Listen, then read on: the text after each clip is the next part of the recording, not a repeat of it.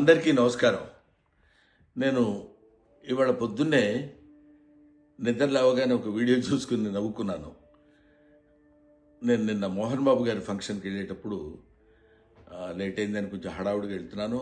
అంతలోకే దయాన్ని ఎదురయ్యాడు. ఏదో పిచ్చపాటే మాట్లాడుకున్న తర్వాత రాన్న ఫోటో తీసుకుందాం అంటే వద్దండి ఫోటో వద్దాం అని చెప్పేసి నేను చకచక లోపలికి వెళ్ళిపోయాను.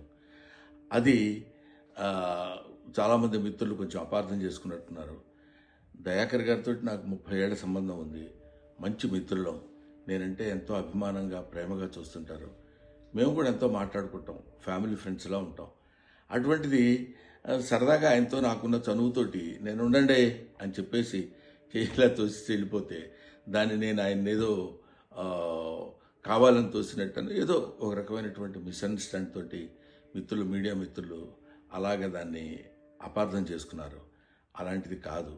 ఆ తర్వాత కూడా ఫంక్షన్లో నేను ఆయన చాలాసేపు మాట్లాడుకున్నాం. అంతకుముందు మాట్లాడుకున్నాం. ఫంక్షన్ అయిపోయిన తర్వాత కూడా మేము మాట్లాడుకున్నాం. కానీ ఇది పొద్దునే చూడగానే ఆయన నేను చూసుకొని నవ్వుకున్నాం కూడా.